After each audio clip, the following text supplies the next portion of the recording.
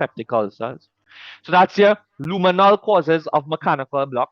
And then you could have extrinsic compression. So a lung cancer could compress the esophagus. Lymph nodes could compress the esophagus. A thyroid goiter, a aortic aneurysm, a left atrium, a pharyngeal pouch. These would cause the extrinsic pressure. So learn this list, learn it well, and understand the mechanism by which dysphagia happens. So on this left-hand side, the mechanical block would present as difficulty swallowing solids, then it progresses to difficulty swallowing liquids. And if it does progress, it means it's likely to be something that is growing, and that's more likely to even be cancerous in nature. All right, rather than if it's just a stable difficulty swallowing solids. So if you're finding it progressing, it means that that mass is growing. So they had difficulty swallowing solids, but now it grows and the lumen is becoming more obstructed, and they also have difficulty swallowing liquids. So these are your mechanical causes of obstruction. The other thing you have to note are your functional or motility disorders. So achalasia cardia, we'll talk a little bit about. This diffuse esophageal spasm, systemic sclerosis. Remember, CREST syndrome stands for calcinosis renal phenomenon, and the E is esophageal dysmotility. Esophageal dysmotility. So systemic sclerosis presents as difficulty swallowing liquids. It presents as motility issues as the cause of dysphagia. All right, and all of your neurological conditions where you have cranial nerve 9, 10, 11, so your bulbar and your pseudobulbar palsy, where your glossopharyngeal and your vagus nerves, which innervate or give innervation to the esophagus, they are paralyzed. So that's why your vagus nerve, your glossopharyngeal nerve, once you have injury to that, you'll have difficulty swallowing. And don't forget myasthenia gravis. So when we get to neurology, we'll see how common it is for myasthenia gravis to present not as ptosis and double vision, but very commonly it presents as difficulty swallowing. And in that case, it will be considered a motility cause, and you expect a patient to have difficulty swallowing everything, liquids and solids at the same time, right? So is that concept clear, everyone? The difference between mechanical obstruction, functional causes of dysphagia? Great. I know you all knew it because I think most people got that one correct. All right. So now we'll talk a little bit about the actual esophageal pathology. So we'll talk about achalasia cardia. I go into great detail in this in surgery, but I'll just point out to you, it's just an overview, that achalasia cardia is due to a loss of relaxation because you have destruction of the Auerbach's or myenteric plexus of neurons. And so what happens is you lose the acetylcholinergic neurons, and so you have loss of parasympathetic stimulation and therefore loss of relaxation. So achalasia is because the esophageal sphincter, which is somewhere around down here, the esophageal sphincter fails to relax. And because it fails to relax, it increases your esophageal pressure, your base pressure. All right. So achalasia cardia is one of the most common causes of a functional or motility disorder. And I think Daniel or someone was alluding to the most likely cause wasn't any question or something like that, right? So achalasia leads to a functional cause of dysphagia. And never forget that it is associated with Chagas disease spread by Trypanosoma cruzi. And does anyone know which bug spreads Trypanosoma cruzi? Yes, that is important because the surgeons do ask it.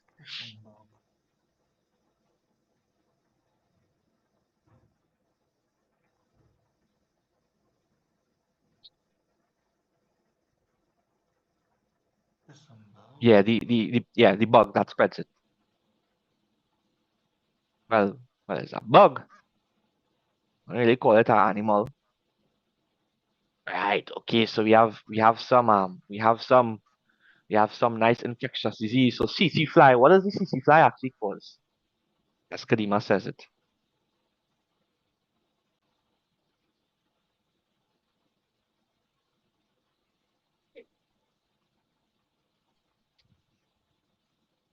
Okay. So I'll just write it out for you all. So the CC fly is not what we're talking about for achalasia. It does spread a trypanosoma, but it spreads African sleeping sickness trypanosoma. So when we do infectious diseases, I'll clarify everything for you all. But that's it, the CC fly. So it spreads African trypanosomiasis. All right. So that's what that spreads. But as you all have stated, the kissing bug is what spreads your Chagas disease. And the actual name of the kissing bug is the Triatomene or the Reduvid bug. Does that ring a bell to you guys? Yeah. So the surgeons love to ask this. Yes, it comes to MCQs as well, right? So the kissing bug is known as the Triatomene or the Reduvid bug. It spreads Chagas disease, and Chagas disease is connected to Achalasia cardia, right? The CC fly does spread a type of trypanosomiasis, but that type of trypanosomiasis causes African sleeping sickness. And I can't remember the exact trypanosome. I'll have to go back. And when we do infectious diseases, we'll come back over that, right? So please take note of that because that is tested. Okay? So your tropical diseases and stuff is high yield stuff. Right? So achalasia is associated with Chagas disease. The pathogen is the Trypanosoma cruzi parasite and is spread by the reduvid or the kissing bug or the triatomene. It presents as dysphagia to liquids and solids. And because the patient has this difficulty swallowing, they would not be attaining all their nutrients. And so it can also present with weight loss. And because they have difficulty swallowing, the food now rottens within the lower esophagus and it leads to a bad breath, causing halitosis. And that explains the halitosis and weight loss. All right. So I will draw out achalasia and stuff when we do surgery. But the big things to know, of course, is the bird beak's appearance on the barium swallow. But the gold standard diagnostic tool is manometry. And you'll have elevated resting pressures at the lower esophageal sphincter. We'll speak about all of that on Saturday. But remember, achalasia gold standard diagnosis is manometry. But barium swallow will show a bird beak's classic bird beak's appearance. This is a bird beak's, and so it's the narrow tapering of the esophagus. How you describe it? Because I had to describe it for my OSCE. There's narrow tapering of the lower end of the esophagus, right? And then we have proximal dilatation. So this part is dilated, proximal dilatation, and of course retained barium within the lumen, within the esophageal lumen. So those are the three findings. This is what we call the bird beak's appearance, but this is how to describe it radiologically. So you all can take note of that if your surgeons ask you, right? It's unlikely to come in MCQs, but it came from my Viva exams. And I know you all don't have that, but it's good to know, right? The treatment for achalasia cardia consists of medical management, endoscopic management, and surgical management, right? So pneumatic dilation and Botox injections are endoscopic management, endoscopic forms of management. So pneumatic, you take a scope, shove it down, send in a balloon, and dilate the esophagus. Botox, you take a scope, you inject it with Botox. Calcium channel blockers and nitrates cause relaxation of the esophageal sphincter, and the surgical gold standard treatment for achalasia cardia is a Heller's cardiomyopathy. So all of these things we'll talk in greater detail about when we do it for surgery, but these are the important points that internal medicine can test as well. Can anyone tell me what class of drug is missing from this here? We have CCBs, we have nitrates, and what else is missing to treat achalasia cardia? What class of medication?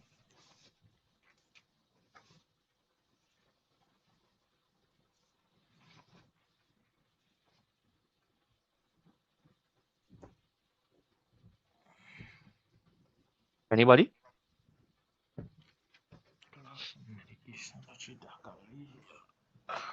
Right. Okay, so we can have PDE5 inhibitors. Guys, expecting you all to know these things, boys. So Saturday we have a long class, right? So phosphodiesterase 5 inhibitors, yeah, your Viagra and your Cialis and all of them, right? But the one that we use is sildenafil, or I don't know what sildenafil is. I remember. I think it's a phosphodiesterase 5 inhibitor, right? Um, so I think sildenafil is Viagra. Could be wrong, right? But the phosphodiesterase 5 inhibitors cause smooth muscle relaxation. So do your calcium channel blockers. So do your nitrates. So guys, this is critically important. I will go it over in surgery, but internal medicine can test these aspects of achalasia.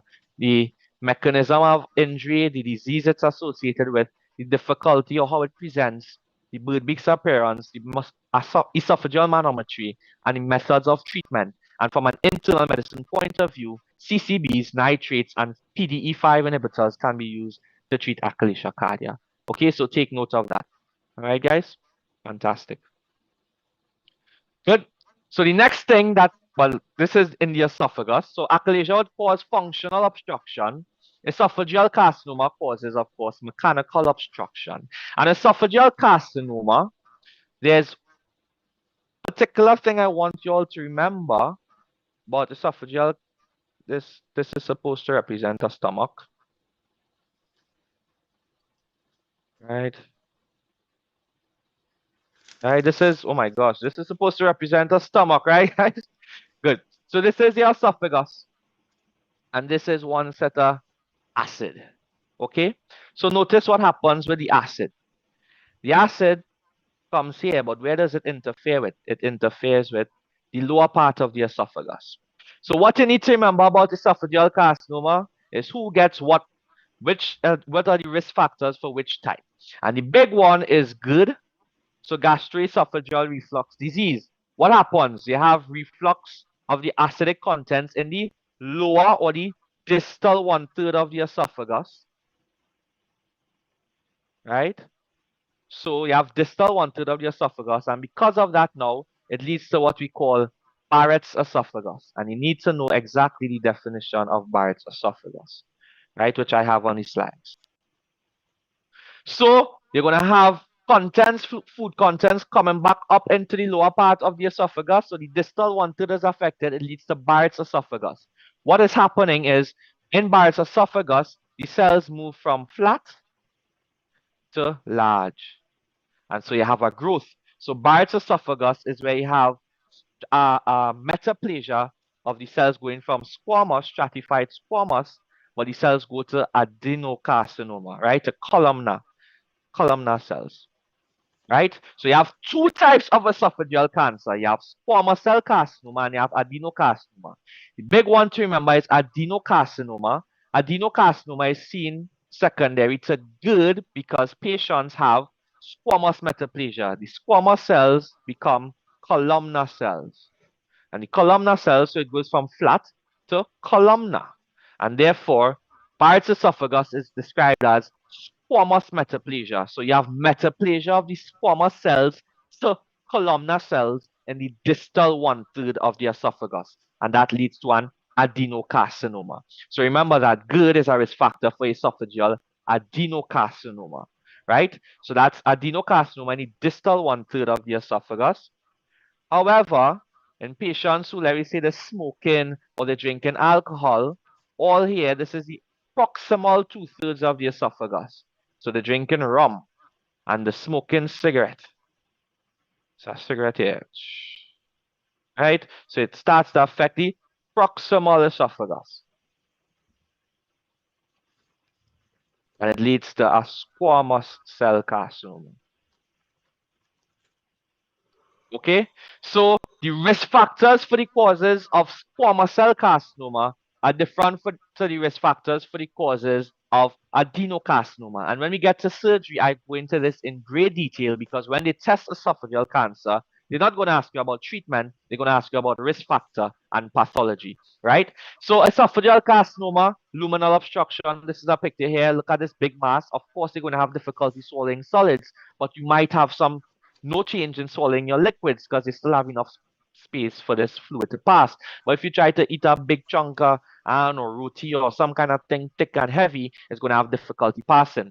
So this is a mechanical cause of obstruction leading to difficulty swallowing solids. And in your proximal esophagus, you have squamous cell carcinoma being formed, but in your distal esophagus, you have adenocarcinoma due to long-standing GERD and Barrett's esophagus. All right, so Barrett's esophagus, I will put in the chat here, is squamous to columnar, right, in the distal one third of the esophagus in long-standing GERD. Barrett's esophagus is a pre-malignant lesion. And so when you see Barrett's esophagus, you ought to treat it. And when we get to surgery, we'll talk about treatment of Barrett's esophagus. All right? Okay? So guys, you all understand achalasia, cardia, and esophageal carcinoma. There's way more to it than this. I'm just brushing it over from a medicine standpoint because it can come. And Barrett's is commonly tested. Achalasia is tested and cause of dysphagia is tested. Any questions? You all understand following so far?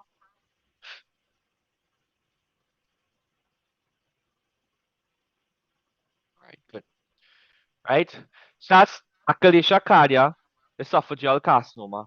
The others I'll just talk about in passing. So remember Zenker's diverticulum. I showed you all that's the outpouching of the esophagus through the constrictor muscles.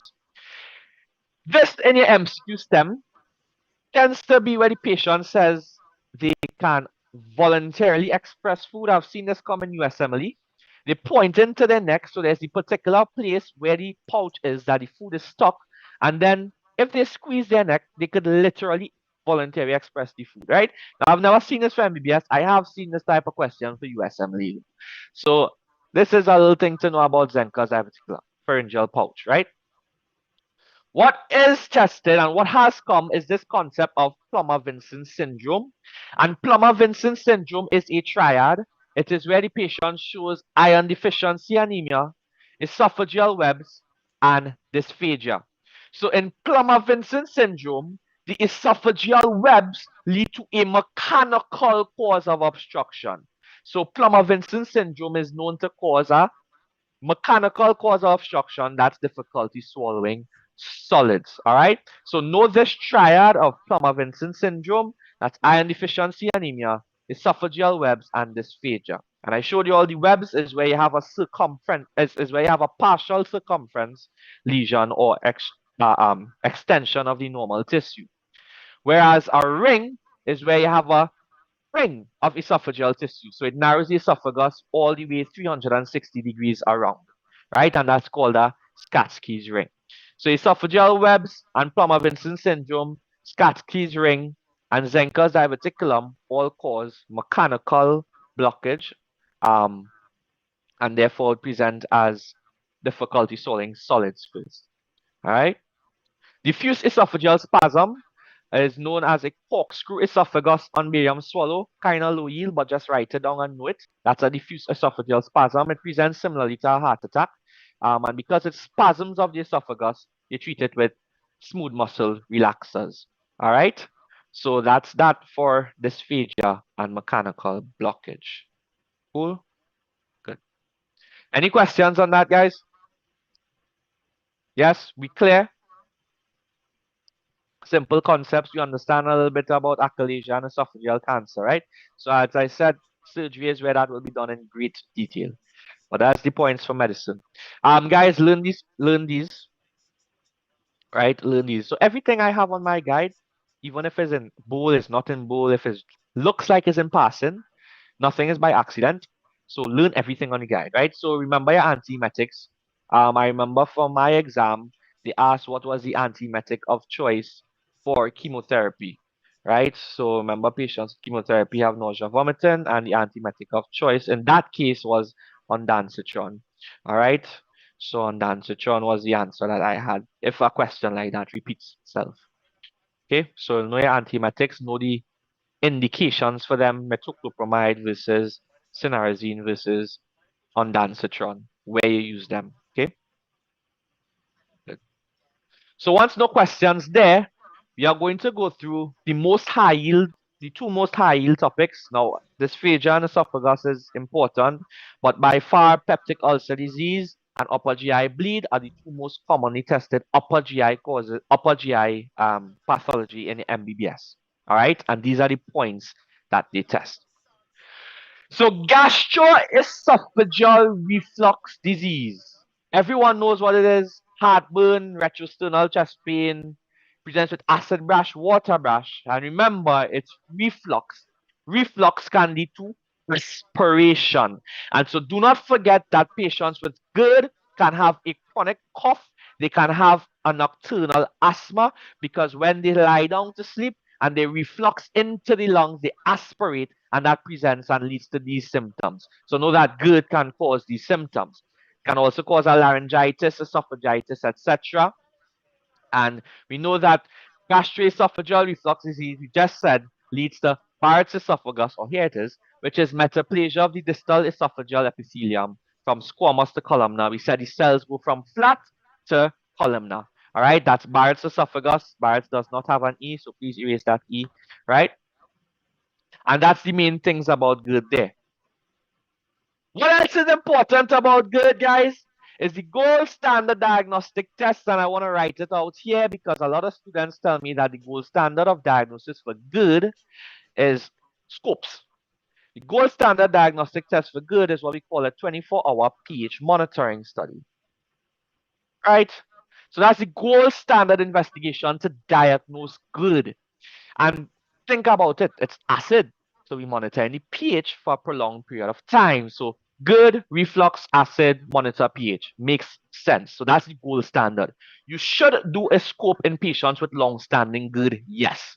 You should do a scope in patients with long-standing good because of their risk of Barrett's esophagus. Yes, that is true. Patient long-standing good, more than how much ever years, refractory chest pain, refractory to antacids and so on, do a scope. It could be some Barrett's esophagus going on, yes. But that is not the gold standard of diagnosing good.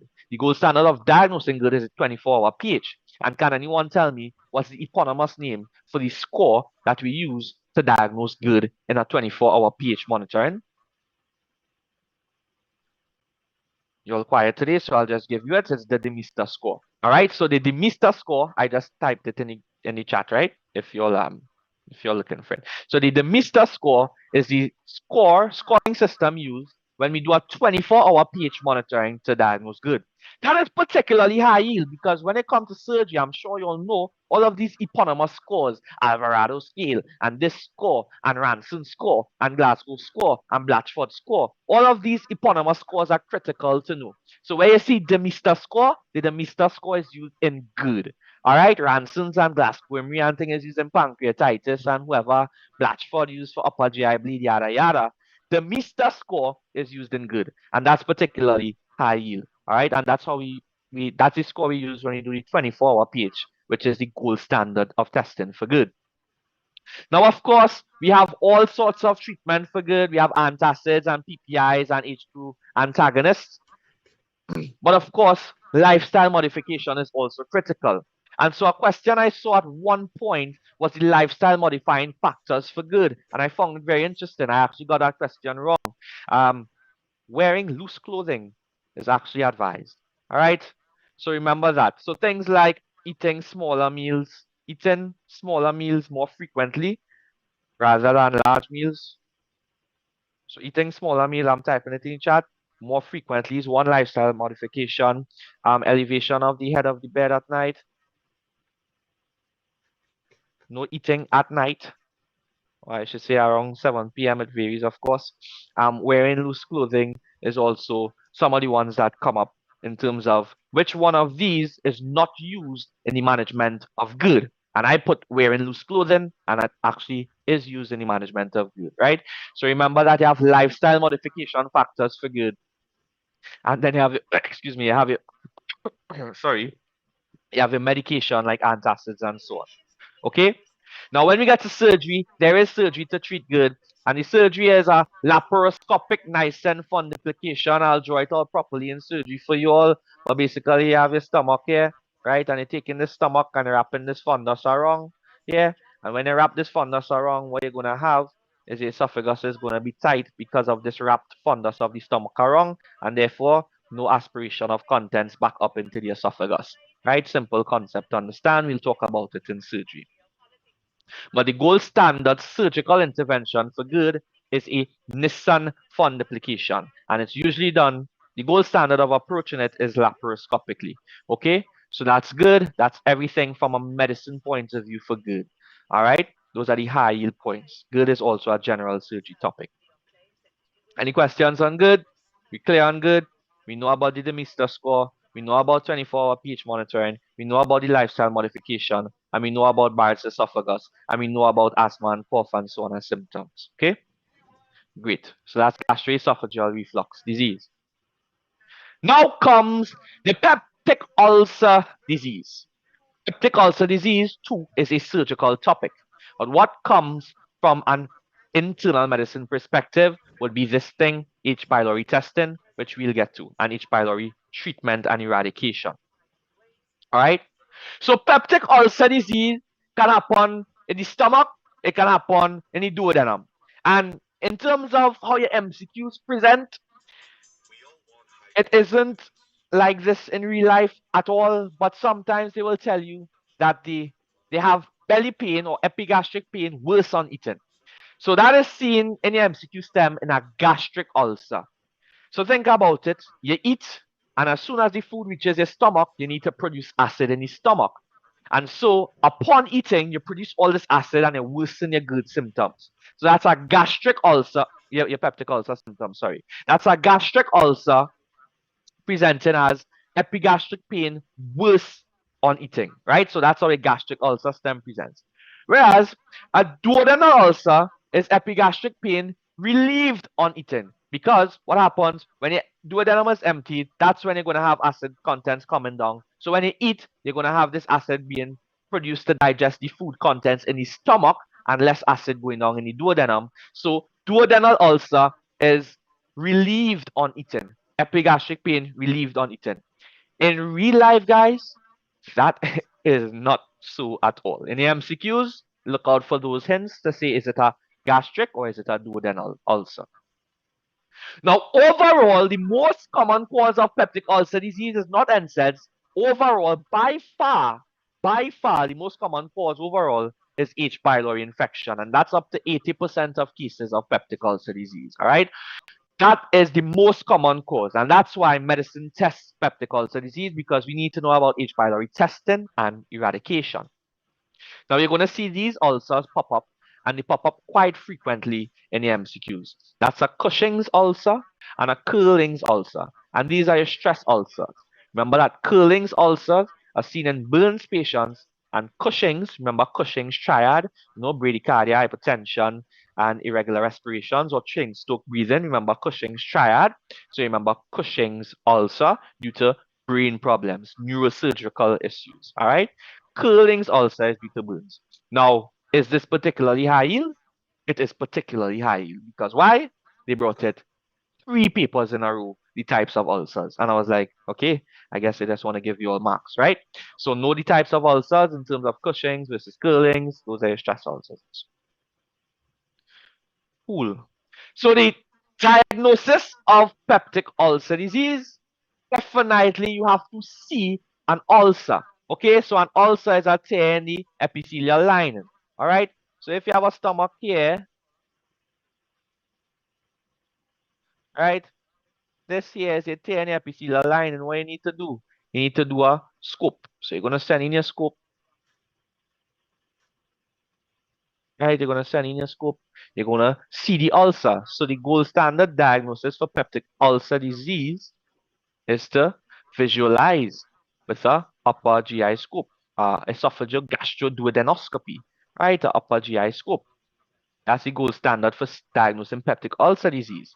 But the gold standard for diagnosing H. pylori infection is you're going to take a little sample, do a little cut, a little scissor-like thing, and you're going to cut it. And this sample is called a biopsy. And when you do the biopsy, you're going to see this organism, this little flagellated organism here, this H. pylori. So this is the gold standard means of diagnosing H. pylori, right? The gold standard means of diagnosing peptic ulcer is to see it under a scope, but to diagnose H. pylori is to do a scope and take a biopsy one time, all right? So now that brings us to this very commonly tested point of that is H. pylori testing. Because I've seen this question come in both June and December, and it had a very high failure rate, and I don't know why. So this is serology as one form of testing. You have biopsy as the other one, biopsy and I guess histology. You have the urea breath test as the other form. And the last one you have is a stool antigen. So these are the 4 means of testing for H. pylori. Serology testing is least likely to be used to assess the patient's response to therapy. Meaning, when we suspect a patient has H. pylori, what we can do is a serology testing. We get a blood sample and we test for antibodies to H. pylori. Then we can give them triple therapy or quadruple therapy with bismuth or whatever. and we have to reassess to see if the patient has cleared the infection. Serology is not a useful tool to reassess the patient because serology testing is always positive. Serology testing is always positive once a patient has been exposed to H. pylori. So that means even if you clear the infection, that patient will still test positive for H. pylori based on your serology testing. So number one, serology reveals exposure to H. pylori, and therefore it cannot be used to detect active present infection or response to a therapy for H. pylori. Please write that down because this question was highly, highly, highly failed, and I don't know why. All right. So think about it. When you do the blood test, you already have the antibodies. It's always going to be present. So your serology, you can't now come and do the blood test after you treat the patient. It will still be present and positive. All right? Good. Biopsy and histology is the gold standard diagnosis for H. pylori because you can visualize the pathogen under your microscope. So this is the gold standard diagnosis. However, the best invasive tests, best non-invasive tests are these. And the best non-invasive test is urea breath test. So this is the best non-invasive test. And this is the one that we usually do because it's non-invasive and it doesn't require a biopsy. And the stool antigen test, also non-invasive, can be used to assess response to therapy. That does not mean that it is better. So the urea breath test is the best non-invasive test, and it is also the best test to assess response to therapy. So it is two things. It is the best non-invasive test.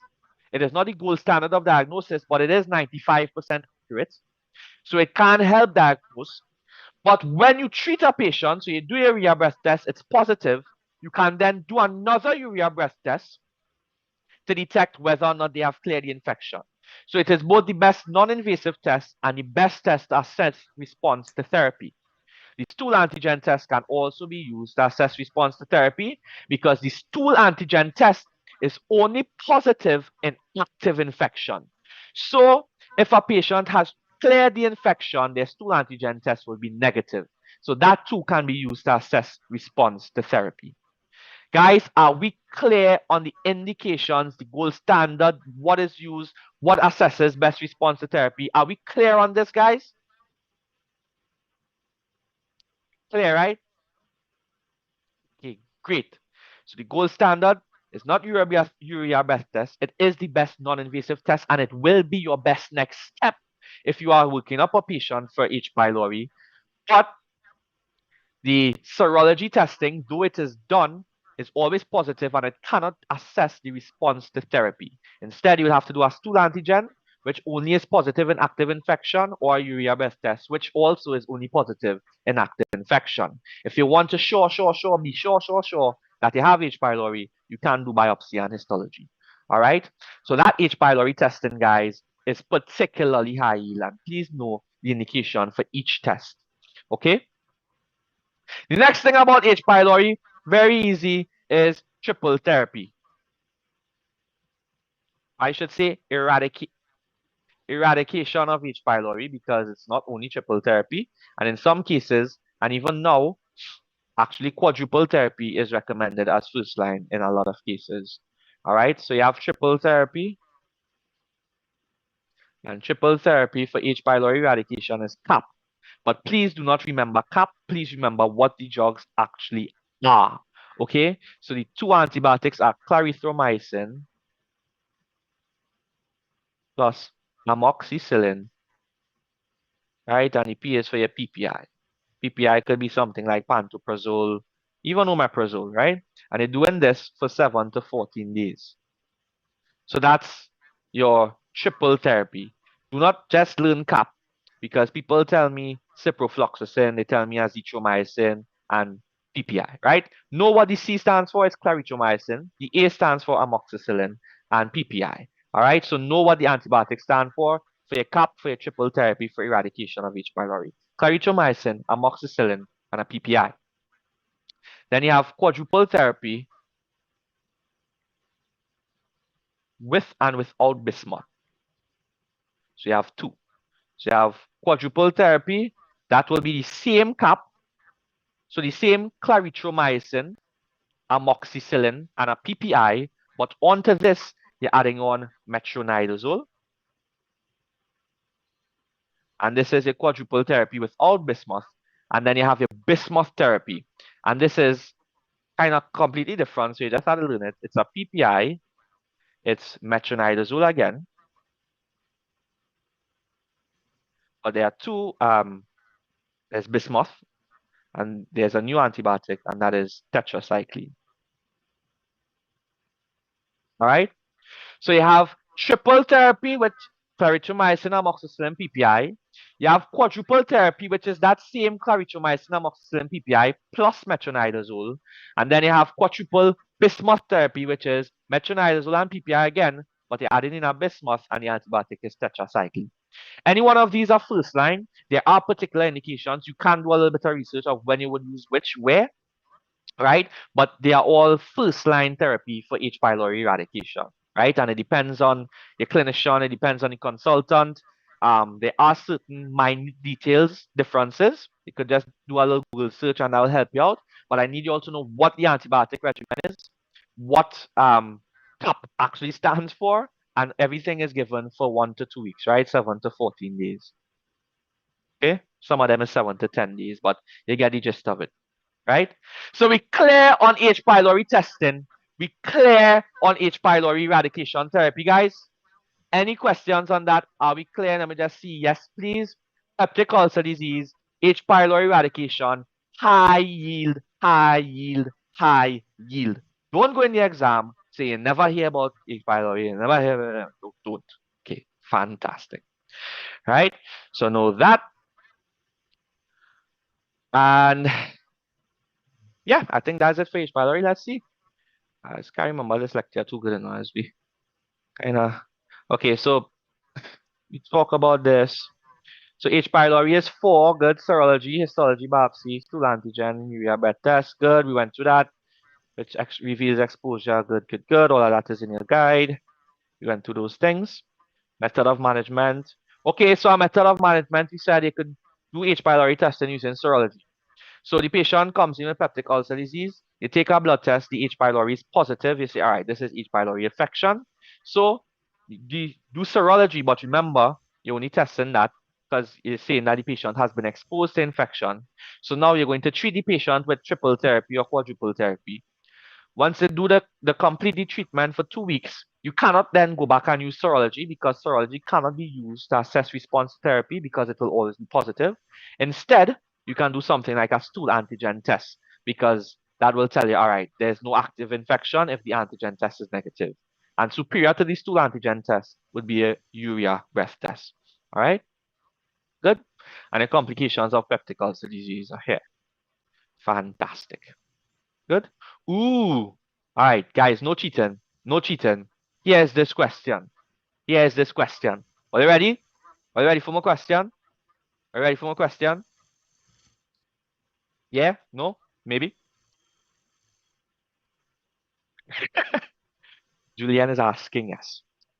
Are you ready for the question? Are you learn Wolf Parkinson White syndrome and tetralogy of follow yet? Okay. Right. So learn Wolf Parkinson White syndrome and tetralogy of follow. Next. A patient comes in and this patient, listen to the question. The patient has pancytopenia. Pancytopenia. It is a 50-year-old female with pancytopenia. Let me hear a differential.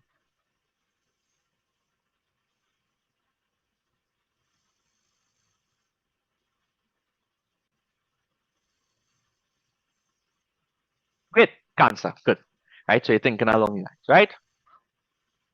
This patient, however, 50-year-old female, is not wasted. She nice and plump, nice and full. She has no family history of cancers. She actually has no bleeding down below either to suggest she might have some sort of gynae malignancy.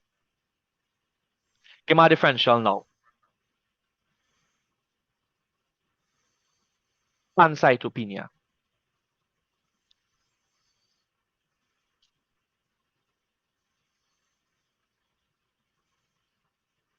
I have 75 students here. MBBS 2025. Asking you a pertinent question.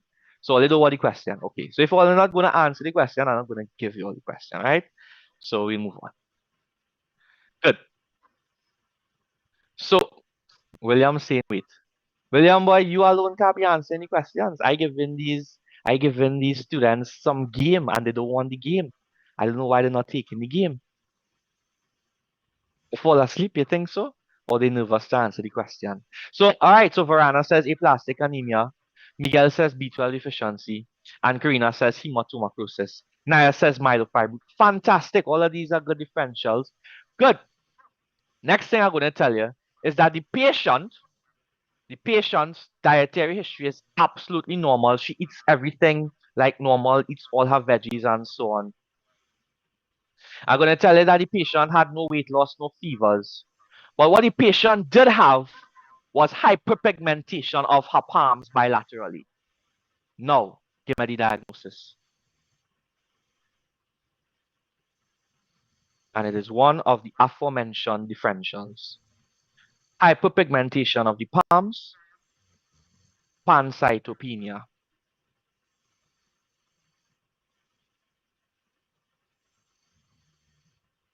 And this is a new presentation, so it's not hemochromatosis because most of those are genetic. Aplastic anemia won't present with hyperpigmented palms. Methotrexate can cause that, but she's not on any medication. Methotrexate won't really cause hyperpigmented palms, by the way. Methotrexate will cause more oral serositis and so on. B12 deficiency. And why would a patient who has a normal diet have B12 deficiency? Pernicious anemia. Bam, bam, bam, bam, bam, bam.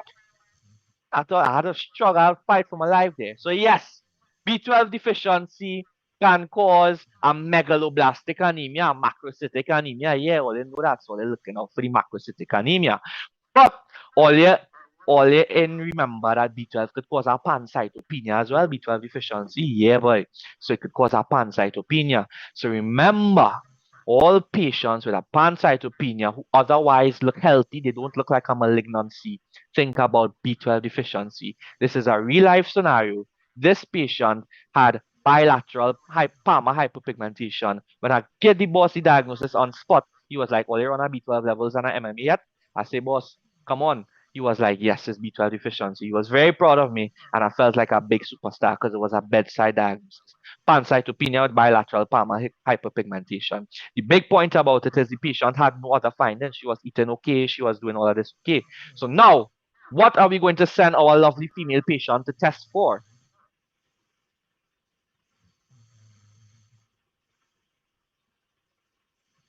Yes, B12 levels and MMA levels. But what specifically are we going to send her to test for? Yeah, so what autoimmune test? Fantastic. Anti-intrinsic factor, or what's the other one?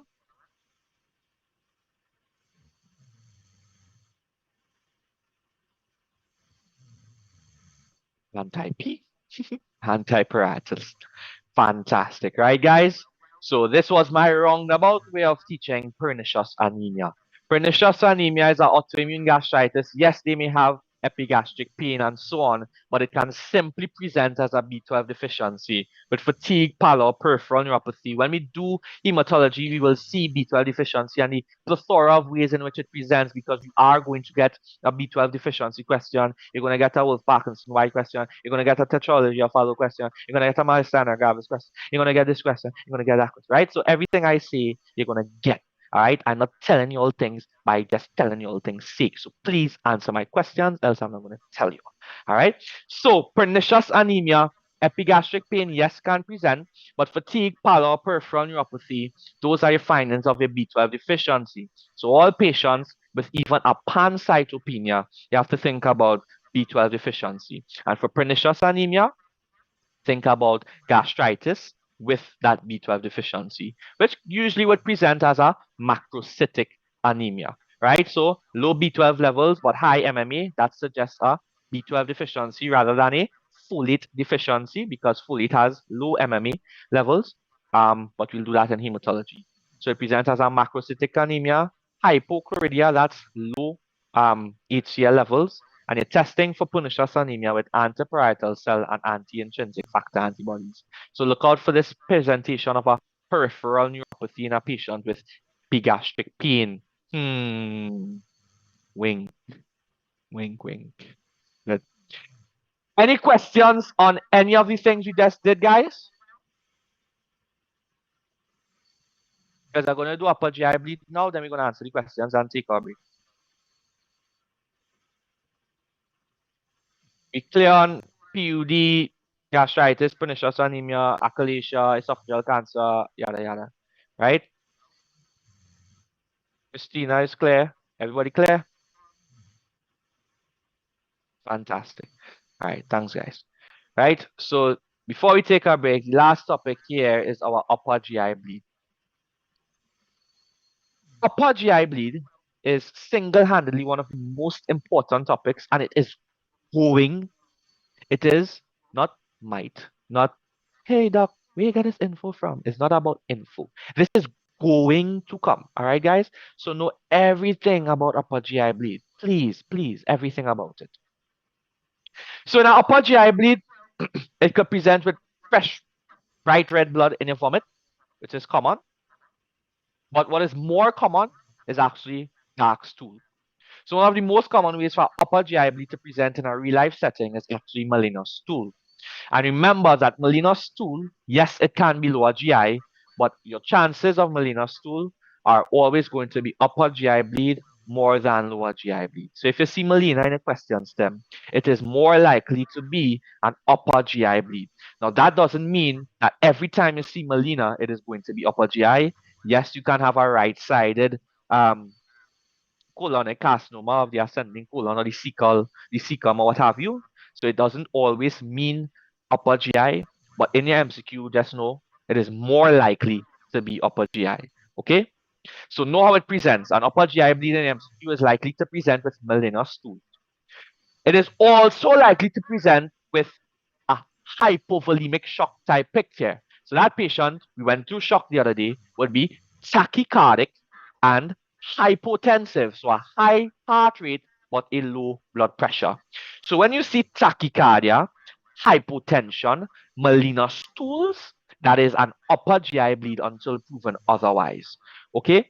That is a massive upper GI bleed that has been acutely ongoing, and that's why the patient now presents also with a syncopal episode. So syncope and tachycardia, hypotension, and melena, those four things together in your MCQs are upper GI bleed until and unless proven otherwise. So the causes of upper GI bleed, we know would be a bleeding peptic ulcer. Gastritis, of course, can cause it. Bleeding esophageal varices, Mallory-Weiss-Tay, and Boerhaave syndrome. So these are the 5 most commonly tested differentials of upper GI bleed. Yes, esophageal cancer. Yes, an aortoenteric fistula. Aorta, enteric, bowel. So the aorta fistulizes with the bowel, and so you have bleeding there, right? But that's very uncommon. And of course, the drugs and anticoagulants and so on could precipitate an upper GI bleed as well. But the commonly tested ones would be esophageal varices, Mallory-Weiss-Tay versus Boerhaave syndrome. So when you're doing a question for upper GI bleed to pinpoint a diagnosis, look at the entire clinical picture, okay? Now, when I send you homework, it's going to bring another scenario and you will get the answer, right? So I'm not going to talk about it now, but make sure you look at the entire clinical picture to diagnose the cause of an upper GI bleed, right? Excuse me. So in peptic ulcer disease, you're looking for chronic NSAID use or chronic symptoms of GERD and so on. For gastritis, you're thinking about alcoholic intake, severe alcohol consumption, and so on. That's a good differential. But more commonly would be these 2 in particular, plus or minus Boerhaave. So bleeding esophageal varices. There are 2 things you need to know, 3 things you need to know about bleeding esophageal varices, and it will get you to MBBS, internal medicine. All right. First thing you need to know about esophageal varices is bleeding esophageal varices and in whom it presents and how your patient presents. Your patient will present with, of course, either melena or hematemesis. Many times it's melena. The patient will present with liver disease that has been ongoing, and therefore the patient is also likely to present with um, hepatic encephalopathy,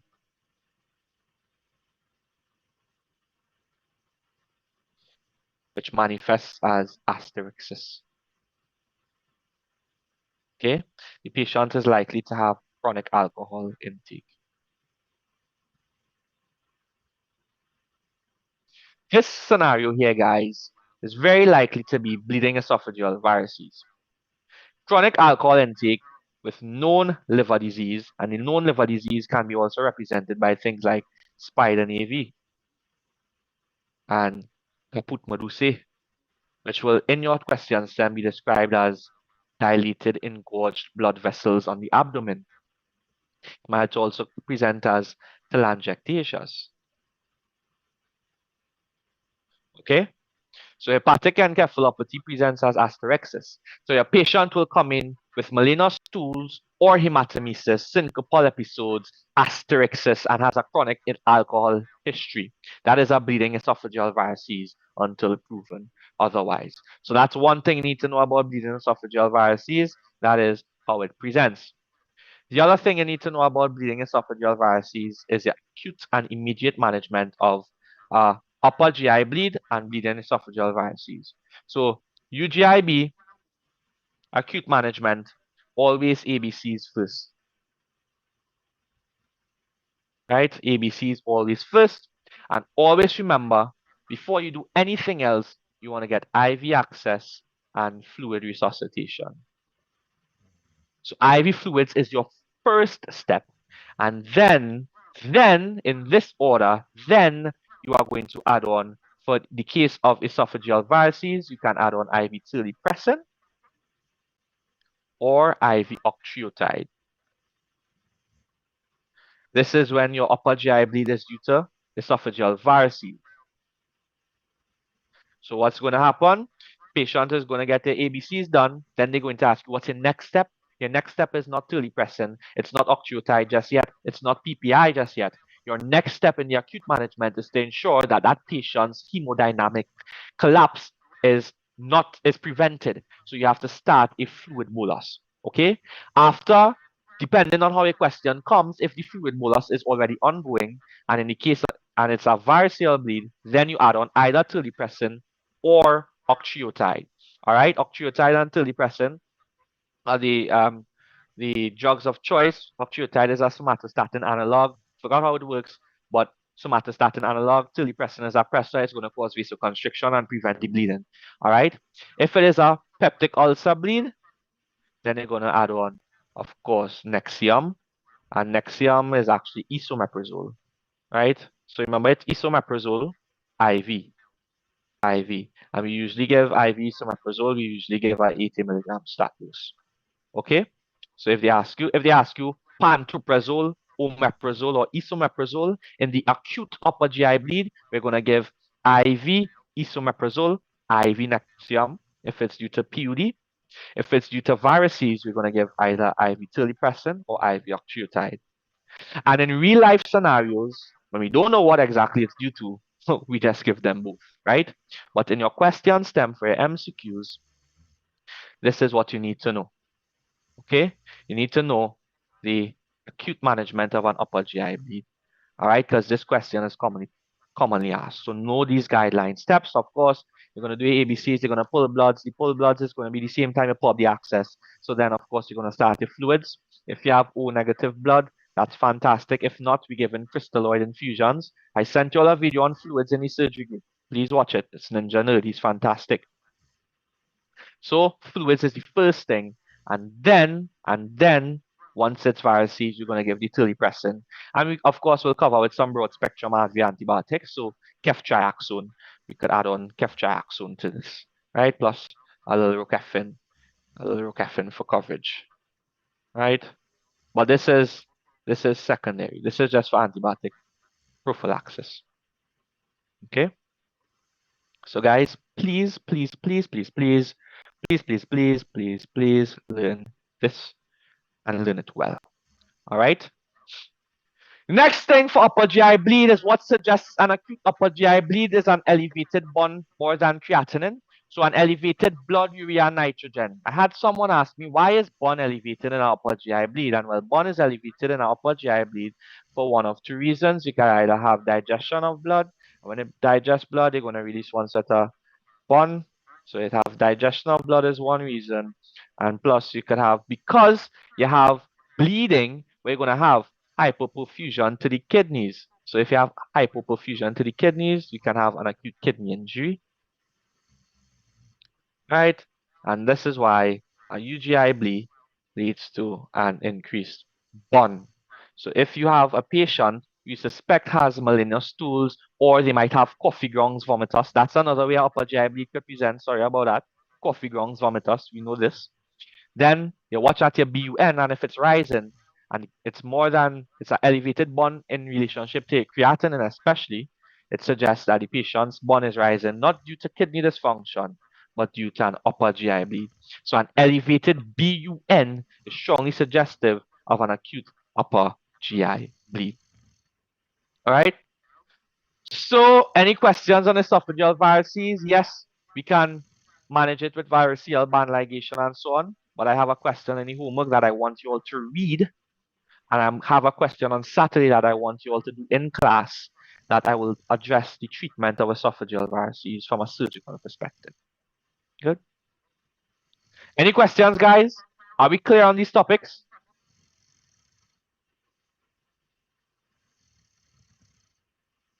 Good. So I'll teach Mallory why Stay and Borhav syndrome are wrongly questions. Okay. Don't worry, you only have two topics. Again, that's diarrhea and celiac disease, which is somewhere here. So we're only doing two more. And then when Thursday we're doing IBD and all the other good stuff. Right? All right. Fantastic. So we'll answer our questions, take a break, and then do diarrhea and celiac disease, and class will be done. All right. So number one, we'll answer it over.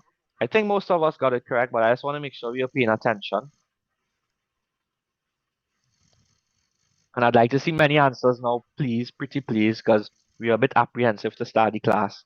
So I just want to see spitting, spitting, spitting. Fantastic. Thank you, guys. I love you all. I really do. See, when I see the answers, it make me want to teach. So thank you so much for participating. I love it. Right? So yeah, fantastic. So this is a 43-year-old woman presenting to the OPC for 1-1 history of difficulty swallowing. She has no drastic weight loss, but she was alarmed when she noticed difficulty swallowing her morning cup of coffee. So this is a classic way of saying she has functional dysphagia. All right. So a scope is done of the following options. Of the following options, very important to note when they ask you things like of the following options. It means it's not necessarily going to be her diagnosis, but of the following options, what makes sense in keeping with this clinical scenario. That is what they say. That's what they mean, right? And which is most likely of the following options. So look at how the question is phrased. Phrasing of questions make all the difference. So which of the following is most likely to be the cause of difficulty swallowing liquids? Well, left atrial enlargement might present as difficulty swallowing solids. So too esophageal cancer, so too gastric cancer, so too Plummer-Vinson syndrome, which is esophageal webs with iron deficiency, anemia, and dysphagia. So systemic sclerosis, the E in CREST syndrome, one type of systemic sclerosis, which is actually limited systemic sclerosis. The E stands for esophageal dysmotility, and so that's a functional cause of dysphagia. So C is fantastically correct. Good. The other four are mechanical causes of obstruction. They would likely present with difficulty swallowing solids at first. Right? Number two. Answers to number two in the chat, please. Excuse me.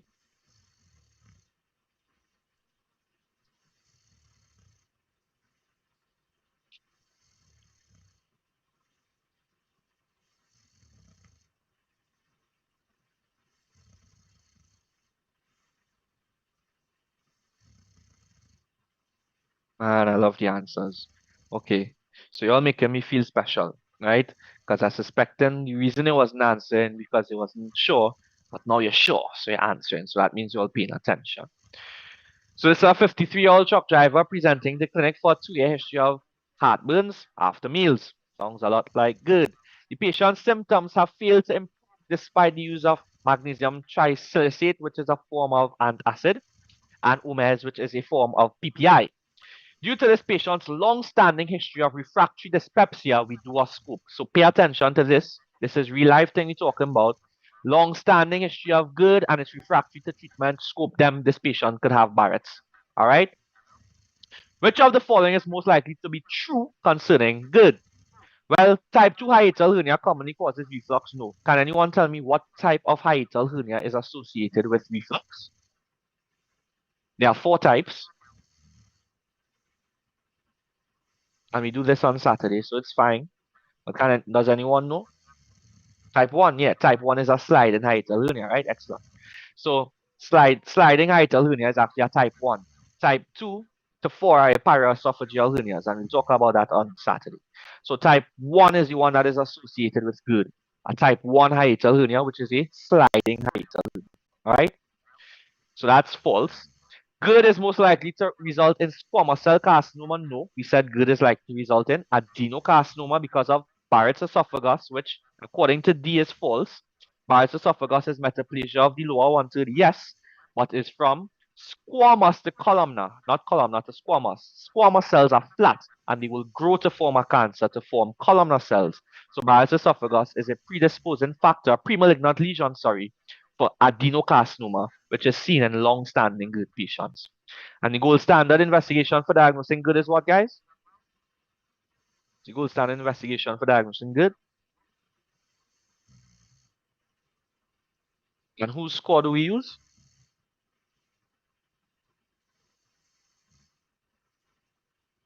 Let me see. Fantastic. Excellent. Right? Great. Excellent. Excellent. Excellent. Right. Good. Let's see this. Good. So number 3. Answers, please.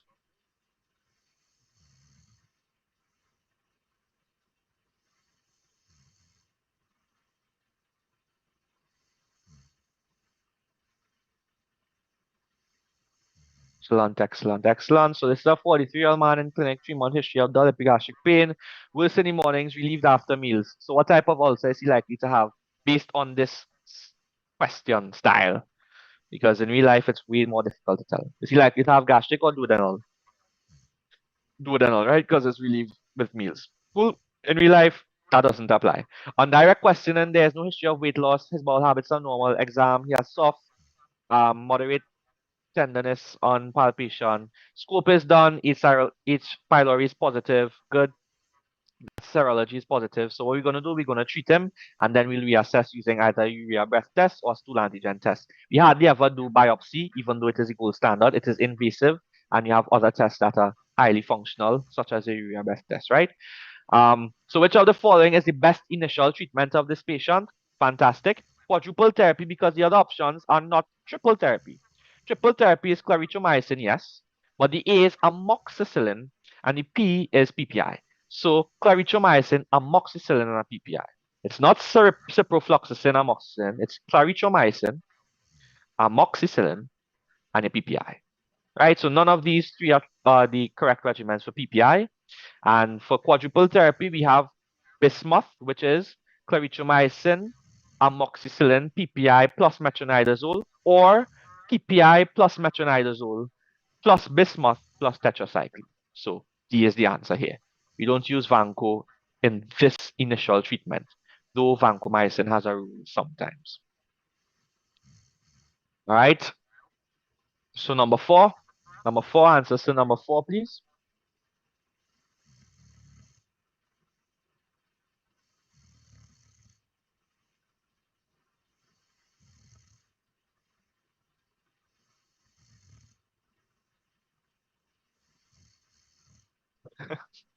It says B B B B B. Great, fantastic. Right? So this is a 66-year-old woman presenting for a syncopal episode. I can't tell you how many times in real life I've seen this. This is a common accident and emergency presentation. They tell you she either had coffee ground vomits or she had black stools in the past. Right? Now most of the times in those cases, those patients tend to have bleeding peptic ulcers, but that wasn't an option here. So she's tachycardic, hypotensive, with a 3-day history of melena and a syncopal episode. So that's likely a massive upper GI bleed now. Because of the slow transit time, she's now having black stools, but there was a lot of bleeding that went on. So now she's in shock. She's at risk of dying. So what will be our first step for this patient here if we had to manage her?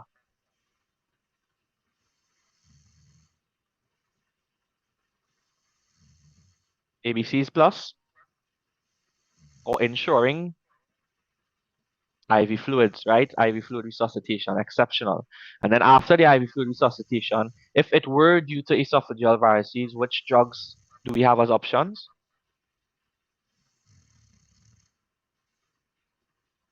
Piano, Tilly and Octree. Okay, good. Tillipressin and octreotide. IV, good. I like how you say IV, right? IV, Tillipressin and IV octreotide are the options. And if it was PUD, we would have added IV esomeprazole or Nexium.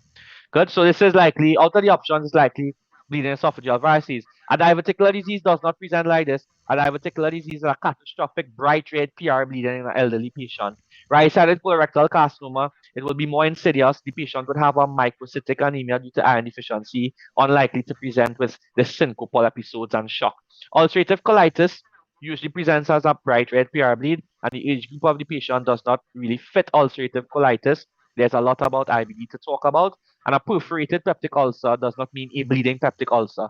A perforated peptic ulcer is perforation. And when we do peptic ulcer disease on Saturday, we'll talk about the complications being bleeding, perforation, cancer, and erosion into surrounding structures. All right. So perforated peptic ulcer presents with pod-like rigidity and peritonitis. It doesn't present with GI bleeding. All right. A bleeding ulcer is a bleeding ulcer. A perforated ulcer is a perforated ulcer. Two completely different things. So B is bleeding esophageal varices. Excellent. Number 5, well, we all got this. So this is a 55-year-old known alcoholic presenting to AED syncopal episode at home. So it's known alcoholic with hematemesis and melena and a hepatic encephalopathy manifested by a GCS showing confusion, palmarythema, which suggests liver disease, and asterixis, which suggests um, hepatic encephalopathy. So fantastic. Which of the following is most in keeping with an acute upper GI bleed? This is elevated bond, right? Elevated bond. We know why that happens in cases of upper GI bleed. Prolonged PT, prolonged PTT, all of those things can predispose a patient to bleeding, yes, but they're asking specifically acute upper GI bleed, which one of these is suggestive? It's an elevated BUN. And the last question before we take our break is number 6. So number 6, you all would have mostly gotten correct, most of you all. That's a Mallory-Weiss stay. So this is what I want you all to pay attention to, how they bring the difference, right? Now, Mallory-Weiss syndrome versus bleeding esophageal varices are very difficult to tell in certain scenarios because there are times where they just tell you the patient had a binge drink and vomited was the most likely, right?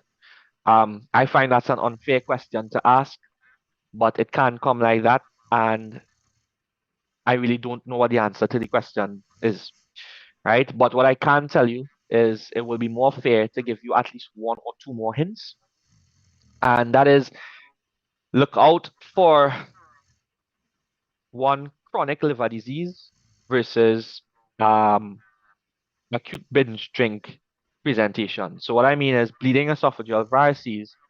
Bleeding esophageal varices are a sign of decompensated cirrhosis. The other signs of decompensated cirrhosis, as I said that, would be ascites with hepatic encephalopathy, bleeding varices, right? And there's one more that we'll talk about when I do liver.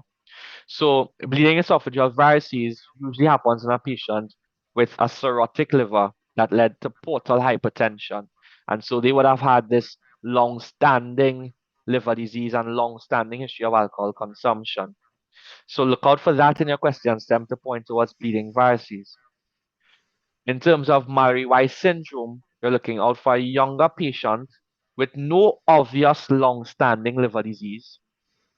And in terms of the presentation, look out for things like the patient vomited before it was normal, clear, but then they started vomiting blood.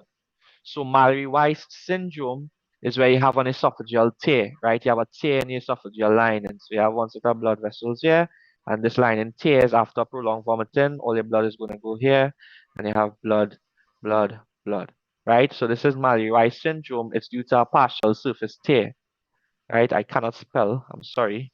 Mary-Weiss syndrome. I think it's two L's. It's due to a partial tear. And so before this tear happened, the patient would have been vomiting. And it's because of the prolonged vomiting, they had this tear. And that's when the blood started to spew. So look out for those differences. Mary-Weiss syndrome, more in an acute patient. Yes, they might have a history of alcohol use disorder, but they might not necessarily have alcoholic liver disease, all right, or cirrhosis for that matter, and portal hypertension, because bleeding esophageal varices suggests portal hypertension. Mary-Weiss syndrome, look out for a young patient. Sometimes they tell you it's a young banker, right? A 42-year-old banker presented with hematemesis after binge drinking. What's most likely in that case, it's Mary-Weiss because they didn't get any more info, and Mary-Weiss is probably more likely, all right, because he just had binge drinking and vomiting blood. They didn't say liver disease, they didn't say anything else, so in that case, Mary-Weiss is more likely. But if they tell you liver disease, things like asterixis, hepatic encephalopathy, etc., then you think bleeding esophageal varices, right? The last thing is Boerhaave syndrome. So Boerhaave syndrome is a rupture of the esophagus, right? So the entire esophagus ruptures, right? So this is your esophagus, this is your chest wall. So when you have the esophagus rupturing, what you're going to have is air. Air is going to air is going to leak out into the chest, and you're going to have this presenting as subcutaneous emphysema, right? Because the entire esophagus ruptured, it let out air, you have subcutaneous emphysema. Also, the entire esophagus ruptured, so it's going to present with very severe chest pain, very severe retrosternal pain, right? So it's subcutaneous emphysema, chest pain, and the patient will have been vomiting that led to the rupture, and that's vomiting plus or minus blood, so it can be with or without hematemesis, or I should just say blood. All right. So a triad is called Makla's triad. So Makla's triad. So it's not Boerhaave syndrome if they don't have this triad. Boerhaave syndrome in your MCQs is a clinical diagnosis, and it will present with these three things.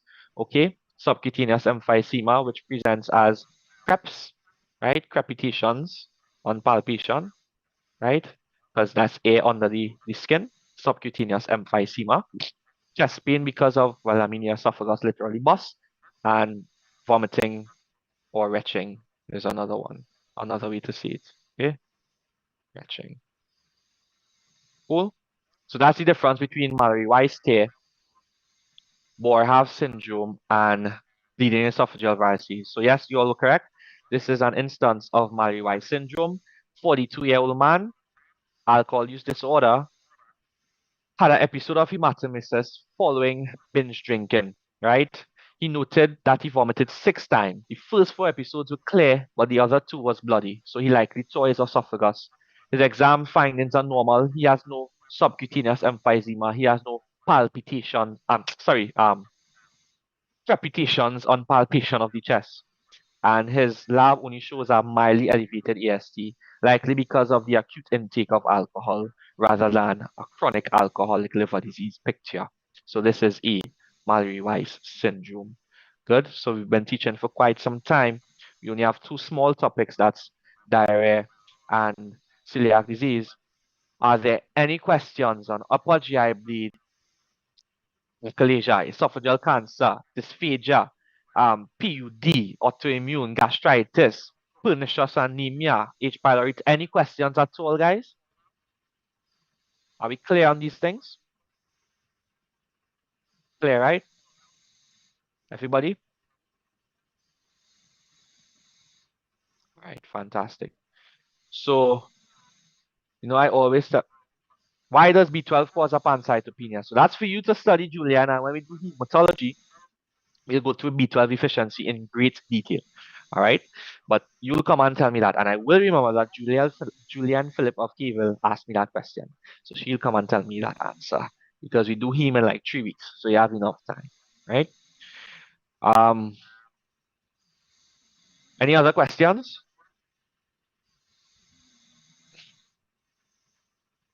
Don't worry, Julian. You'll get your answer in hematology. But I want you to read it up and come and explain to me. Because that's a very good question. Cool. All right, guys. So that being said, I know I always say, yeah, guys, we go to half eight. I'm really trying to go to half eight because I am exhausted. So we're gonna take a 10-minute break. Diarrhea is literally the pathogens that cause it, the types of diarrhea in terms of bloody, non-bloody, and celiac disease. You just need to know the antibodies and how to recognize it. Okay, so you're gonna come back 8:08. Okay, 8 minutes past 8. We'll take 9 minutes break. So 8:08 on the dot, we'll be back. All right, guys. Thanks. See you back in 9 minutes.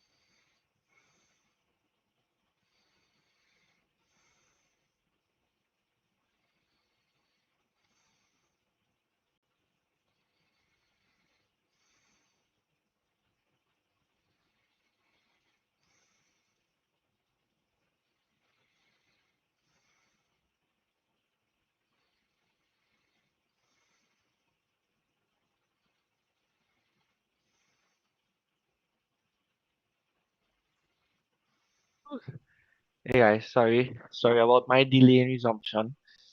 No, I usually um to the T when it comes to the timing. I was on a phone call there. Um, one of our patients unfortunately passed away, but it was a full-blown HIV. So a patient, you all here? You all here?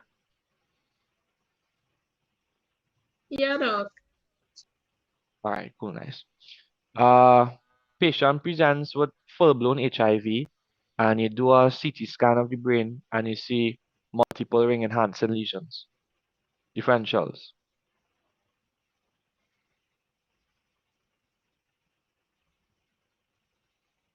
Okay, other differential, ring-enhancing lesions,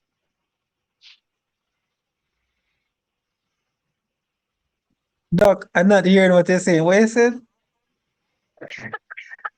ring-enhancing lesions, Anton. Again, Oh, oh. yeah. Anton is kicks. HSV. Hmm.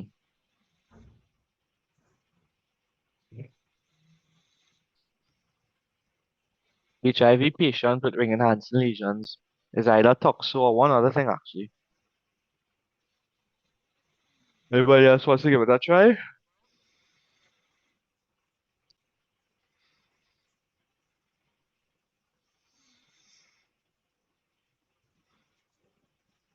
Yeah, CNS lymphoma. Yeah. So ring enhancing lesions, neurological ring enhancing lesions in a HIV patient is going to be either toxo versus CNS lymphoma. All right. Forget that HSV and that tertiary syphilis and stuff. It's just going to be one of two things. It's going to be either lymphoma or toxo. 99% of the time it's going to be toxo. And what's the treatment for toxo?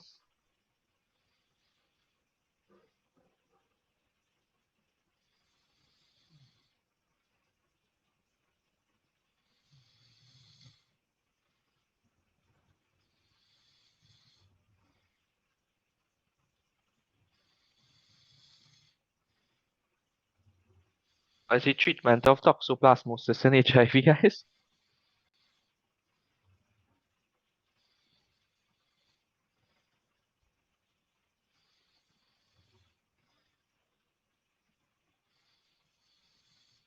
Hello? Anybody there? Anthony hearing me now there, bro? Okay. Alright, cool. Yeah, pyrimethamine, man. Come on, all it was Googling. I know when all it is be Googling thing, because like, if you know it, they will say it one time. They can't fool me, all the Googlers. Alright, anyways, poor lady, she had full-blown HIV and AIDS with multiple CNS lesions, and it was like the toxoplasmosis. So we had us rule out toxoplasmosis. Sorry, not rule out. We had us likely toxoplasmosis, query CNS lymphoma, rule out CNS lymphoma. We are treating her as toxo with the pyrimethamine. She also had likely PCP because the chest X-ray was classical. The PaO2 was dipping, right? The PaO2 on presentation was actually like 60 something. We had an maybe a mask. She wasn't looking good at all. The chest X-ray was typical PCP that sees bilateral scattered infiltrates. So of course in HIV patients is either PCP versus tuberculosis. When they come in with respiratory symptoms, it's either PCP or tuberculosis. When they come in with neurological symptoms, it's either toxo or CNS lymphoma, right? Granted that, of course, there are many other things and many other conditions, but those are the common presentations that we like to see. So toxoplasmosis treatment is pretty imperative for you all to know, right? Yeah, so she just passed away, and one of my house officers, co-hosts on call, house officers just called and broke the bad news. But she wasn't looking good at all. When I saw this morning, her GCS was 5115, and poor lady. So my part of the job doesn't ever get easy. Breaking bad news and stuff. So what a morning I'm in for tomorrow. Plenty times just had to start off the morning like, and kind of sucks. Anyways, guys.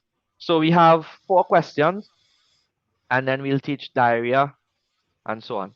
Cool. So number 9, answers in the chat, please. Number 9, answers in the chat, please. Number 9, let's go.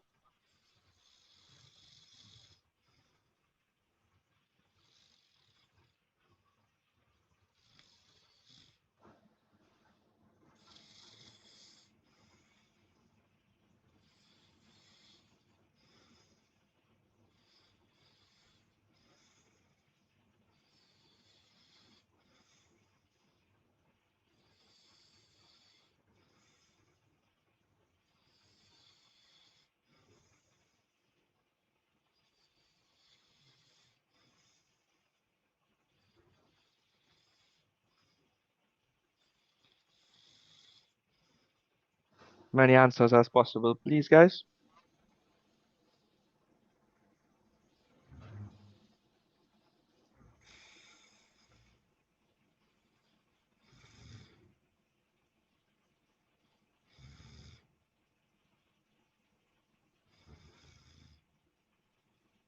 Okay. All right, so we know what's the answer again. So I guess we're not too sure there. Thanks everyone thus far. Cool. Um,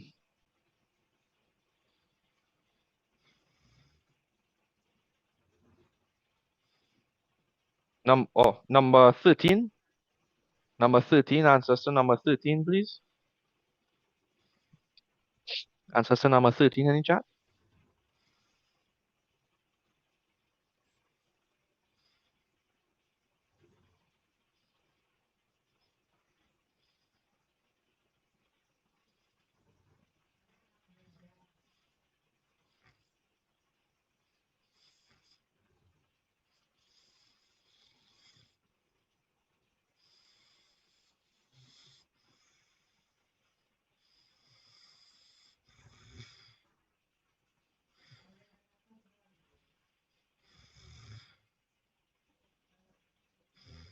Okay, so we have some varying answers.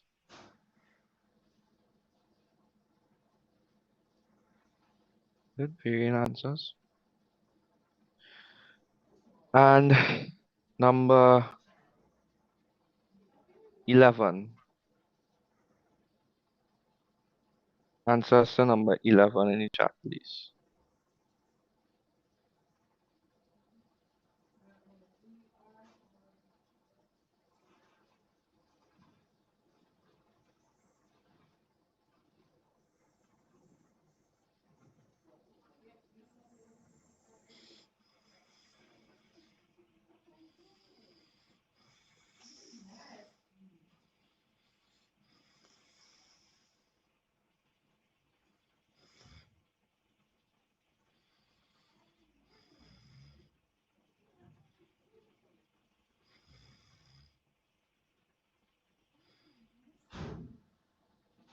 These GI questions were hard for you all, generally asking. Like, thus far you find it's been the hardest? Okay, sure. No problem.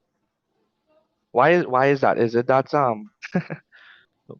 okay, but is it that Sodiq is on your end, or is it that UE hasn't been teaching, like focusing on GI as much? Or is it that you guys haven't gotten around to studying it, or is it a combination of both? Oh my gosh, William, that's not what I'm getting at. Okay, all right, cool. So a lot of GI comes, right, guys?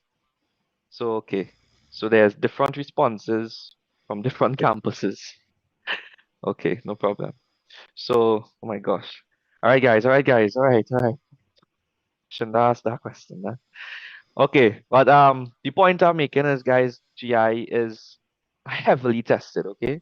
So make sure and go over your GI. I go through a lot of the high yield topics. Yes, my stuff will get you a lot of the answers correct, but there is more to it than meets the eye. And in all of my classes, of course, I don't teach every single thing. I teach everything to get it to pass, but I want you to get distinctions. So make sure you're studying on your own. All right, cool. Thanks for the answers, guys. Um, good. Let's do these topics. I forget what was my first question. Oh, no, actually, Okay, actually, I'll teach diarrhea first. Although I had the first question answered. What's the diagnosis here? What's the diagnosis here? Number 9?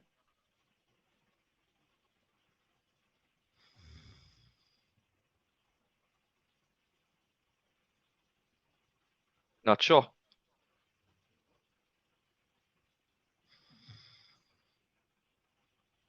Not sure. Okay. Couple people say celiac. So yeah, it's celiac, right? It's celiac. Good. It is celiac. All right, good. So guys, let's pay attention. These two topics will close us off, and that is everybody's favorite, diarrhea, and yeah, diarrhea, and then we'll do celiac. Okay. So I'll use the guide to teach. So let's pay attention. Okay, I'll highlight as we go along. So diarrhea, guys, when you're thinking about diarrhea, you have to think about it as acute. You have to think about it as chronic. Now, your chronic diarrhea picture is going to be IBD or IBS most of the times. Okay, it's going to be inflammatory bowel disease or irritable bowel syndrome.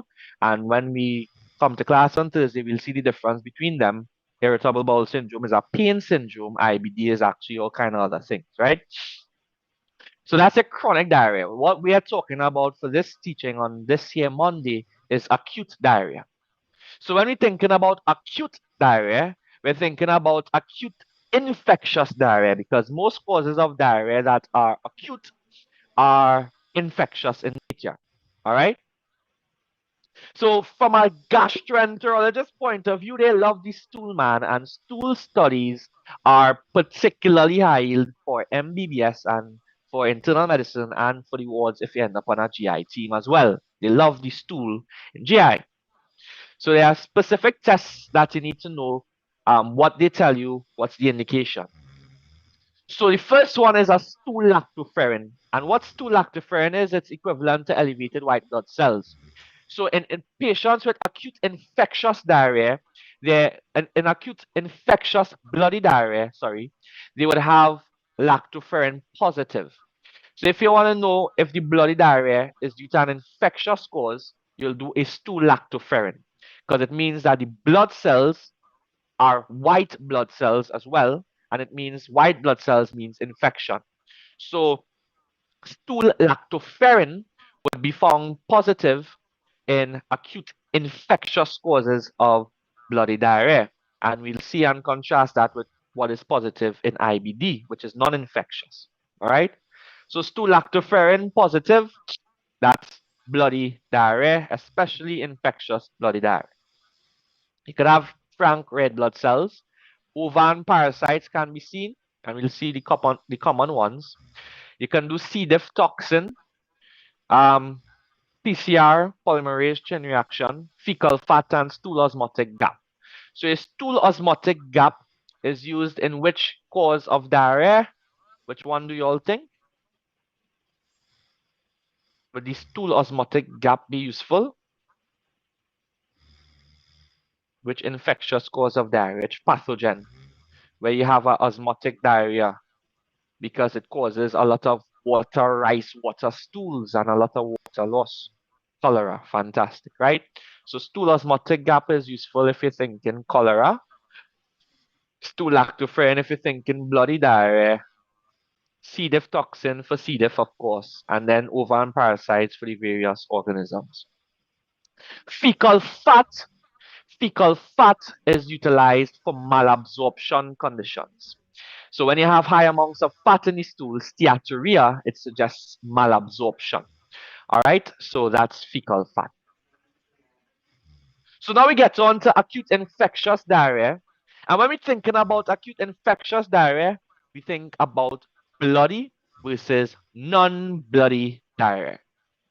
Bloody diarrhea is known as dysentery.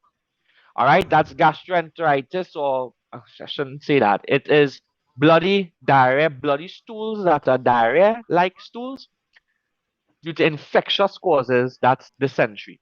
So I would phrase dysentery as infectious causes of bloody diarrhea. That's a nice way of saying what is dysentery, because they can ask you also which of the following is or is not a cause of dysentery, and that's what dysentery means. It means bloody diarrhea secondary to infection. So there are a few organisms that cause this, and you just need to plant it in your mind. Salmonella, big one. Shigella, big one. E. coli 015787, big one. EHEC, big one. Campylobacter, big one. So Salmonella and Shigella, excuse me, are the most common causes of dysentery, followed by Campylobacter and the E. coli and them afterwards. Salmonella we know we get from raw poultry, eggs, and milk, and Shigella causes shigellosis. Now, what I want you all to remember, and I'll write it out so you'll remember, in a patient with bloody diarrhea, a previous episode of bloody diarrhea, usually in the pediatric population, they will tell you that the patient had this dysentery picture, and then the patient had this triad, and this triad would be a hemolytic anemia, thrombocytopenia, and an acute kidney injury, an AKI. And this triad is a triad of what we call hemolytic uremic syndrome. This triad is absolutely important to know because you need to know the difference between HUS, which is hemolytic uremic syndrome, ITP, TTP, HUS. Those three, you need to know all of the differences between them. And when we get to hematology, rheumatology, and neurology, I will talk about each of them in more detail. But from a patient, from a MCQ perspective, especially in pediatrics, your patient presents with a hemolytic anemia, which would manifest as a increased bilis because of the red blood cell breakdown with a macrocytic anemia type picture, right? Plus a thrombocytopenia and a AKI manifested by an elevated creatinine more than, well, when we get to the criteria, more than 0.3 times baseline, etc. Right? When you get to AKI criteria, we'll talk about that. So a hemolytic anemia, thrombocytopenia, and AKI picture all suggest hemolytic uremic syndrome. And the causes of hemolytic uremic syndrome, you need to know there are two, and that is bacteria due to the Shigella toxin, which can be produced by the Shigella, as well as E. coli 0157H7.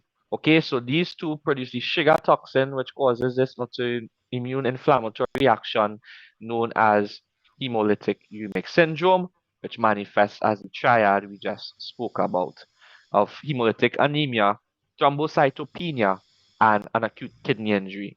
So Shigella, E. coli, 015787, think about a pediatric patient with bloody diarrhea and the triad of HUS. These are causative organisms. Now, that question can come in one way or the other. The patient could have a bloody diarrhea before, and now they have the triad, and they say hemolytic uremic syndrome is a diagnosis. Or the patient could have the triad of hemolytic uremic syndrome, and they tell you the patient had a bloody diarrhea before. What is the causative organism? And it's going to be either Shigella or E. coli 015787. So know these things interchangeably because that's how the questions come. All right. So Shigella and E. coli 015787 are two causes of bloody diarrhea that are associated with hemolytic uremic syndrome. So those two are important to know. The other cause of, oh my gosh, the other cause of bloody diarrhea that's important to know is Campylobacter jejuni, C. jejuni, as a cause of bloody diarrhea. That is why, because the patient will have bloody diarrhea and then they have ascending paralysis. What is this here, guys? Ascending paralysis following C. jejuni, Guillain-Barré syndrome. Fantastic, right? So Campylobacter is most commonly associated with Guillain-Barré syndrome. If they bring both options, is one more common. So Alima, they can't bring both options. They cannot because they both can produce the sugar toxin and either one. But if you had to choose, Shigella is a more common cause of dysentery. All right. So, but they cannot do that, right? That is they can't, right? Um, so C. jejuni as causing Guillain-Barré syndrome is a cause of bloody diarrhea that causes Guillain-Barré syndrome, right? And the other thing that C. jejuni can cause, and I want you all to remember, is a reactive arthritis type picture, right? Which manifests as a can C, can P, can can C, can P. So that's conjunctivitis. That's can C, can P. That's a urethritis in some instances, and that's can C, can P arthritis, right? Even though the most common cause of reactive arthritis is chlamydia species, chlamydia urethritis, not gonorrhea, chlamydia.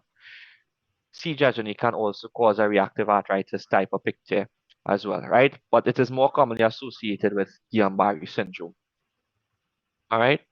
So that's those three causes. So those you already know. So you'll already learn three, and that's how you remember they cause body diarrhea. Shigella, um, E. coli 1578 and your thing, this one, Campylobacter. So salmonella also cause it. Enterohemolytic, that one is easy, right? I misspelled hemolytic, so my gosh, my spelling is terrible in these slides. So E. coli enterohemolytic, so it has the word hemolytic in it, so it's really easy to remember.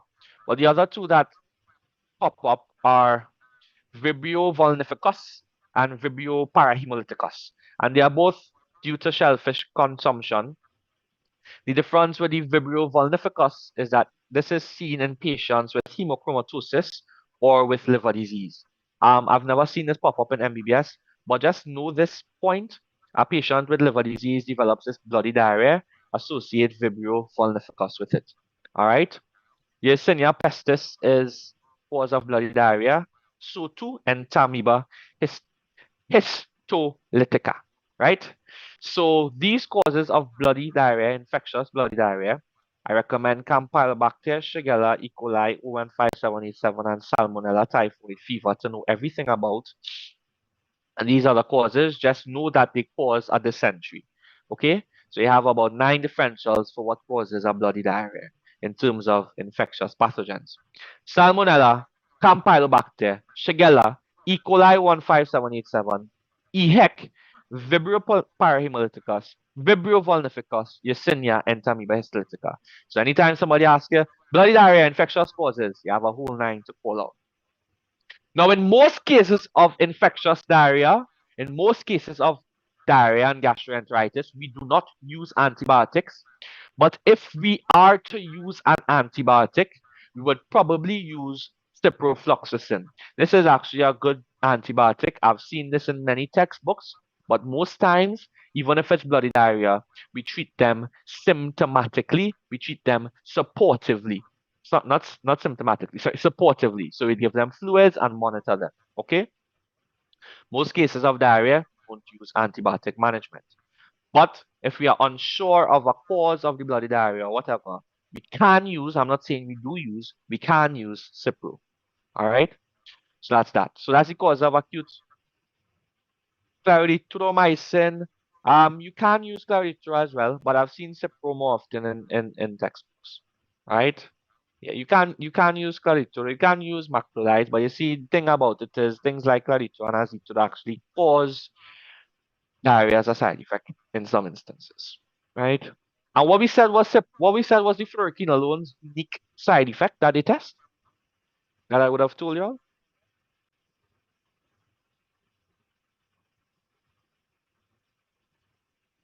Fluoroquinolone side effect, tendon rupture. Thank you so much, Celine and Miguel, for restoring my hope in mankind. Excellent, right? So remember that. Good. And yes, it can cause Q2 prolongation for those of you who are thinking that. That's fantastic. So that's the causes of acute infectious bloody diarrhea. Now the acute infectious non-bloody diarrhea. And they are very particular in terms of presentation, particularly these three. Vibrio cholera, think about contaminated water. So patients who are exposed to flood waters, those kinds of things, you're thinking cholera, and also think about it in terms of a epidemic type of spread. So our entire community exposed to flood water, and one set of children now coming with watery diarrhea. Described as rice water stools. If they tell you that in the question stem, they are giving it away. But I want you all to read up a little bit about cholera as part of infectious diseases. I have not seen cholera tested in quite some time, which means it can come. So it is due to come around, okay? Because this is a heavy medicine topic. So it is due to come. So read a little bit about it, okay? Giardia is associated with camping and consumption of stream water. And so how Giardia presents, give you all the presentation. They took a trip to South America. They took a trip to South America and now they come back and they have very bad bloating and diarrhea. Right? They went on a camping trip in South America. Because apparently that's the only way to know how to bring Giardia as a question. Okay, so anytime you see that, that's Giardia. Bacillus is less lower yield, but the three I was talking about is Vibrio cholera, Giardia, and Staph aureus. Now, your Staph aureus diarrhea is your poisoning, and so this comes in public health. All right, in public health, you're going to see a church ceremony. They had some church function, and people started to eat potato salad and mayonnaise, and everyone who ate the food developed some sort of diarrhea. But what is very important about this food poisoning due to Staph aureus is that it is associated with severe vomiting. Also, the onset of symptoms is within 6 hours. Okay, so it happens very rapidly. So as soon as they eat the food, they have this vomiting, they have this diarrhea, and it's rapid onset as well as rapid alleviation. So the symptoms are over within 24 to 48 hours. And that's your Staph aureus food poisoning, a very common cause of food poisoning. We will talk about Hep A food poisoning when we do liver disease as well. Okay, so that's Staph aureus. The other two, Bacillus cereus and Listeria monocytogenes, are lower yield. Okay, so let's know that these cause non-bloody diarrhea: cholera, Giardia, Bacillus, Staph, and Listeria, as well as these HIV-associated causes of diarrhea. Okay, so learn all of these causative organisms. No hemolytic uremic syndrome, Guillain-Barré syndrome associated with diarrhea, right? And learn these causes of non-bloody diarrhea: food poisoning, your cholera, and giardiasis. Okay, good.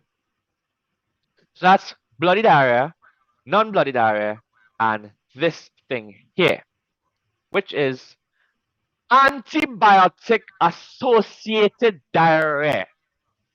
And we will answer that question when we do it. Because you all need to read, man.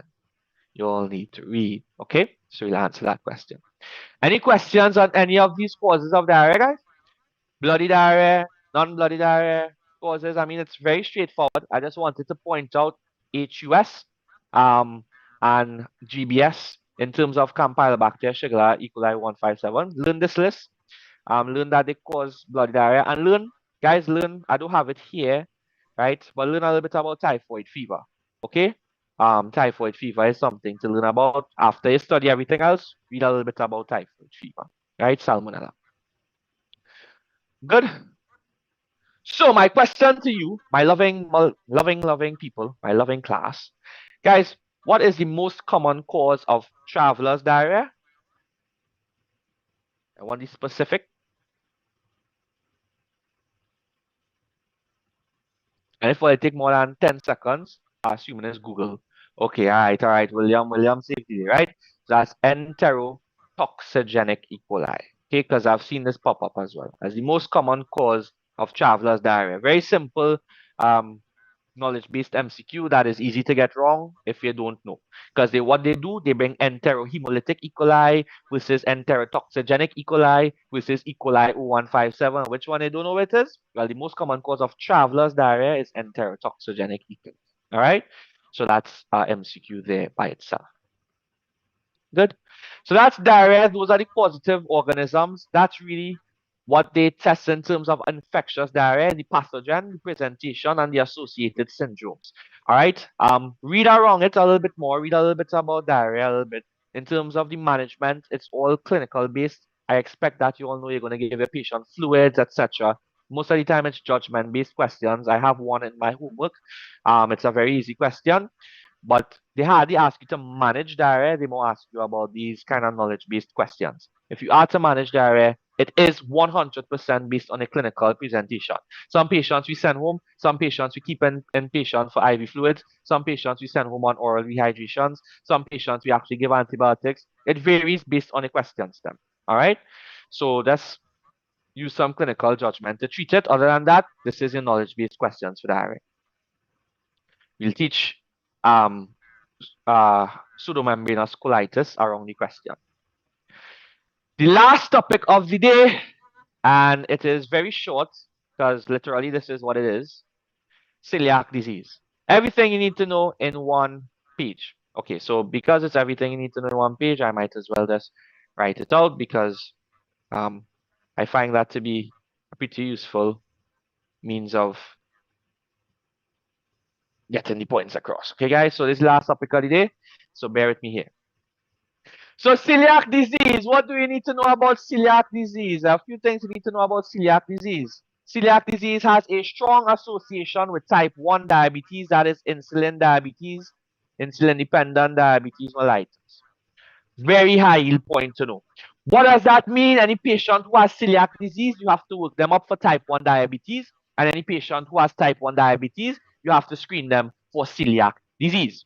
Very important to know. So it has a very strong association with type 1 diabetes mellitus. What else do you need to know about celiac disease? Where does it affect most commonly? Site of the duodenum. Duodenum is your small bowel. I know you was doing stomach or upper GI, but we use the small bowel, okay? Because I'm just doing celiac quick. So the duodenum is the most common site. And what does the duodenum do? Or what does it absorb? It's your site of iron absorption. So therefore, celiac disease presents with a iron deficiency anemia. And I'm telling you this because here's what they do.